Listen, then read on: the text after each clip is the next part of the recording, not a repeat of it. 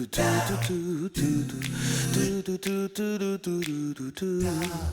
everyone, I'm Captain Logan. And I'm The Geoff. Today, The Geoff and I are going to tell you how we felt about Inside Out. Hi, Geoff. Hi. Good to see you. It's been a while. Who are all you people? Geoff and I, if you are unaware, have been doing a Pixar series for a long time, and by doing, I mean we were doing it for a while, and then we stopped for a while, and then we came back, and it's been a while since we've come back again, and I was hoping to get Geoff for as many of the how we felt about Pixar movies as humanly possible, and luckily he was available to do Inside Out, so we're going to give you... like this. So we're going to give you our... Okay, so that's his review. We're done, and anyway, we're going to give you our brief non-spoiler review right now, and then down the road, when we catch up to it, in the sequence, we will do our full in-depth discussion on Pixar discussions on Inside Out, hopefully before both of us are graying. And What? Anyway, so Inside Out, Geoff, can you give us a brief synopsis? So, the idea here is that the different emotions or temperaments, sort of the 5 temperaments formula that make up a person's personality, are personified as these little people that live inside the character's head. And mainly we're inside the head of a young girl who is 11 years old. What could happen? And she has a couple days of dramatic in her life that are sort of a framing story. But the movie is about drama going on between these emotions in her head and in the ways in which they interact with the machinery that is the mind.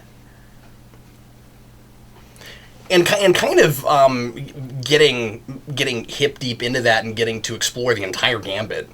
Yeah, they covered a lot of ground. Huh?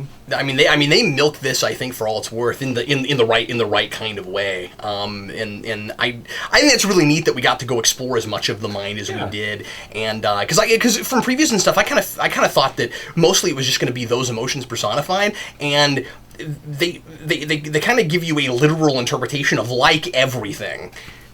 They truly do. I went in with this giant question, and this is common with Pixar movies, where, okay, concept. Yeah. What? How are you going to make a movie out of it? How is this going to be anything? How could this possibly be? Well, especially the more recent ones where we've talked about, like Ratatouille and Up and stuff like that, where it's like, I don't even understand what the initial concept is in the first, where before it was just like, here's robots, here's fish, this is, what if we tackled psychology? Yeah. In fun colors and with the corresponding witty cartoon characters. Smartphone game that you can play that's a lot like... It's a brand new concept where you have things and they're different colors, but if they match, then they go away and more stuff comes down. Yeah, everything's got some sort of derivative. I mean, I've never seen that before at all. Yeah, no one knows what you're talking about unless they just happen to have seen that commercial. Anyway, well, Geoff, how did you feel? I have it on my phone. Yeah. Anyway, how did you feel about Inside Out? Well, this movie made me feel horsey, smiley house train. The horsey is so actually incomprehensible then. A rainbow unicorn, but I only had one marker, so you make do with what you got. I could have given you more markers if you really wanted a rainbow horse, Geoff. This a was rainbow just unicorn. An enormous journey all over non-place. Yeah, and it's fascinating and had a lot of really fun stuff in it. And very emotional. The very emotional picture, which you kind of expected on the way in. It's going to be a movie about emotions. Yeah, and we know... And from this house. Yeah. So we talk all the time Pixar about before. how often they're tearjerkers, yeah. We know they know how to do that and do it tastefully and effectively. And they do. It's still Pixar. It's a Pixar film. The big question I had going in, and I don't know if I could answer it now, coming out, is how, in a story sense, are you going to handle the fact that emotions are characters? Because if the That's different exactly emotions are what I going to had. be characters, then we're going to need them to have emotions of their own. That are more than just the one that they are Yeah. representative of. And how Because otherwise, is- how do you make them three-dimensional characters How that is you care happy about?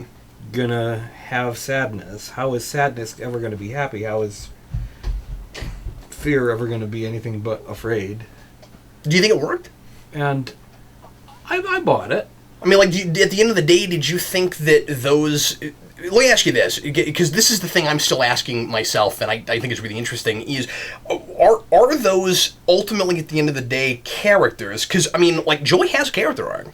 And it's Yeah, she Joy, does, but she's yeah. got a character. And in a lot of ways, I think she's kind of the protagonist of the piece. Oh yeah, I mean, And... the movie is about them, not about the girl. Well, and that's the question I was going to ask: is ultimately, is that whole thing a intricate and complex and really interesting way to play out a much simpler character study for a real person, and they feel like they're sort of real characters of their own, but ultimately what you're looking at is just a representation? Or are they actually real people ultimately? Like is the whole thing kind of just... Is it all a big metaphor Yeah, yeah, exactly. or a simile? It'd be a metaphor before assembly, I think, but yeah. Well, yeah. No, it's. But that's kind of the I mean, you could question, look at right? it that way. I know I think found- maybe it's layered and you can look at it both ways. I know that by the time this film was rolling and the story was going, I found myself a lot more interested in what the little emotion people were doing and going through than in the framing character person. So, if you're looking for a good movie in this, that's the direction to look in, rather than the arc about this girl and the family. Well, and that plays And that as stuff is sort kept of... in the background, I think, on purpose. I think. Yeah, it's played as sort of typical, but and again, it's weird to say the word typical and say not in a bad way, but I think that it kind of the point is that she is a real full fleshed out person and not a stereotype or an archetype, but it's simple and typical in the sense that she is like so many other people, that here's a thing everybody can relate to, and then here's the background of like maybe how that kind of thing would happen if you personified all the moving parts. Right. And the human character's story is kept in the background, and I'm sure they were conscious of not allowing her, the outside of her, to get too interesting, so that it didn't detract from what they were doing with the insides of her head, which were the point of the movie. Yeah, and of course they all Done well. they all are supposed to come together and make her up. But then the thing I thought was so fascinating was that individually there's kind of more to them than just fear and anger. And by the way, one of the things I really enjoyed about this movie was that it was really easy to remember characters' names. Can't argue with that. Do you have do you have any criticisms? Having just walked out. I don't know that I would have any criticisms for it. There are certainly things about it that confuse me, and at some Are you point thinking I had second to just, viewing territory, or yeah. At some point, the choice before me was, okay, accept this on its own terms, or spend more time trying to puzzle this out and miss the rest of the movie. But I just wonder about that abyss. I wonder what happens with how the forgotten memories work. yeah? I wonder what those cleaners are doing. I wonder why. I wondered about how those islands are constructed. Where do they pop out of? I wonder what's the significance of floating. Of floating? The floating islands. Oh yeah. What's gravity in this mental world? Yeah, I like the fact that the long shots of the memory physics were kind look of like a bone. fascinating to me inside that world, where like there's kind of like physical physics.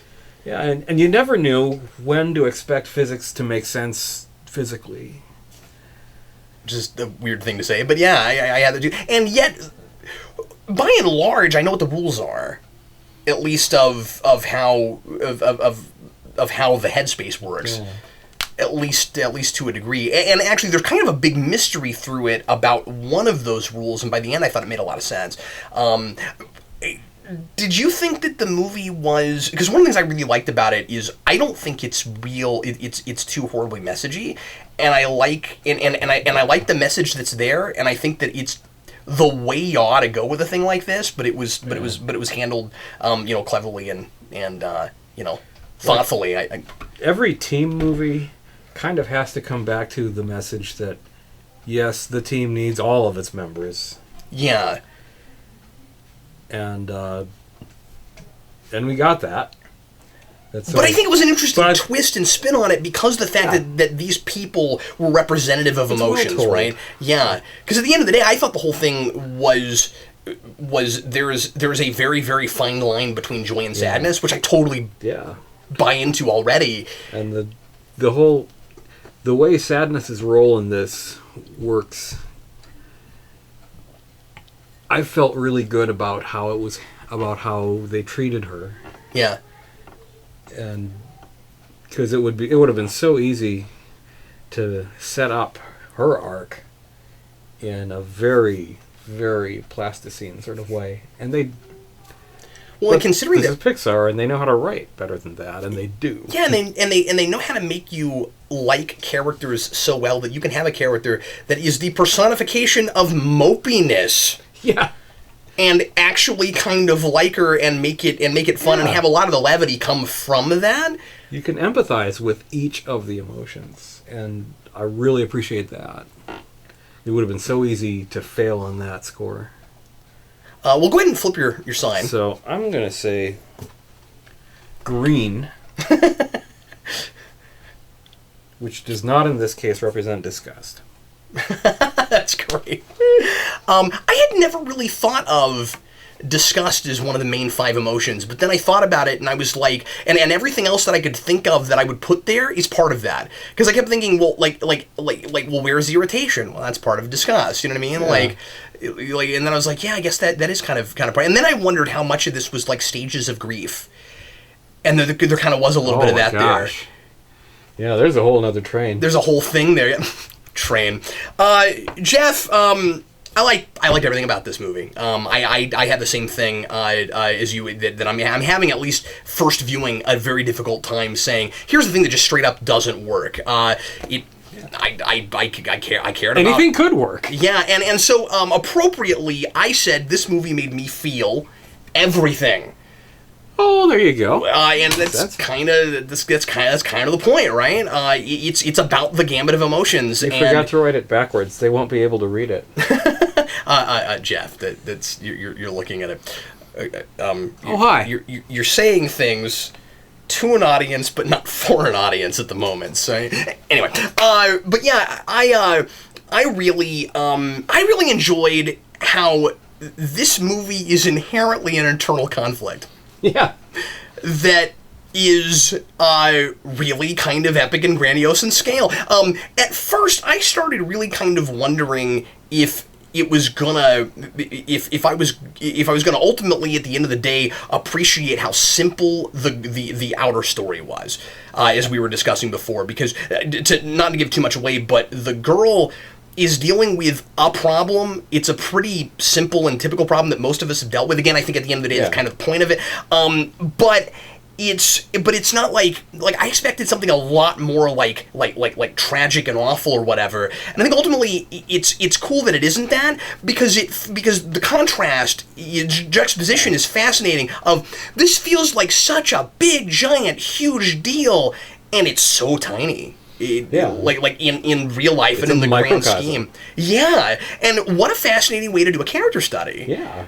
Where it's through these characters, but they are part of this bigger whole, and you start. I found myself starting to think. Well, I guess emotions are just a lot more complicated than just again fear and anger. And these things all kind of go together, and so like. There are a couple of emotions, of course, that are kind of the most main characters, and I think that's on purpose because I think that they are seen kind of as the most important emotions. But then the thing I thought was fascinating is you get the other three together and what happens when they steer the boat. Yes. And then I thought of, well, how many times in your life are those the three emotions that are steering the boat? Yeah. And what good comes of that? Not a lot. Much. Yeah, and I thought that was really interesting. So, I mean, arguably they are kind of more of the flatter or more two-dimensional but even they get a lot to do. Yeah. And I like all the members of the team are essential. I thought this was relentlessly imaginative. There's a couple of bits in particular. Again, without giving too much away if you haven't seen it yet. There's a bit where they try to personify abstract thought, or not personify it, but make it literal. Yeah. And that was weird and fun and fascinating, and I can't wait to hear Steve Baxi talk about it because he's going to have a field day with this thing, with existentialism and stuff. And I think that was kind of my cubism too. I think the existential stuff was my favorite stuff, and some of the gags about it. I felt like the research was there and spot on. There are fun gags like either that or just the people making the film were well read. But I mean there's fun gags like not being able to tell the difference between fact and opinion. Yeah, that was hilarious. There's a lot of stuff like that. And then it made me think a lot, and I think it's supposed to, and I guess a lot of these movies have done this, especially when you look at the Toy Story movies, made me think a lot about my own childhood, and was surprised by how much of it kind of resonated with me, and also the way memory works is kind of fascinating. Yeah, and I thought they got that really well. Yeah. So anyway, clearly I'm feeling it. Like I said, I don't have a great deal in the way of criticism at the moment. I thought it was all really well handled. I thought all the humor landed for me. There's a running gag that never stops being funny. About a commercial jingle. I like. They just kept bringing it back, and it was always funny. That sound means that we are all out of time. Good choice. One thing I wondered was, now that I'm thinking about it, is we do occasionally see other people's personified emotions, and it seemed like every time we went to other people's, they were. Am I wrong about this? They were always all five of them of the gender of the person. Yeah. But our girl wasn't. And I kind of wondered about that. And like, also, they seemed a little bit too simplified compared to... And some of those were kind of just there for a quick throwaway gag and were really funny, where we were kind of making fun of generalizations in just everyday families and different kinds of people. The fact that all of her mom's emotions, at least, to some extent, visually resemble her mom. All of her dad's emotions visually resemble her dad somehow. And all the other people that they do that with, but not her. But hers, they all look totally different. They don't look anything like her, which is good for her. Although, now that I'm thinking about it, there might have been a point there. Because there's somewhat of an identity crisis theme here. And I wonder if the idea is she's a child, she doesn't know who she is yet.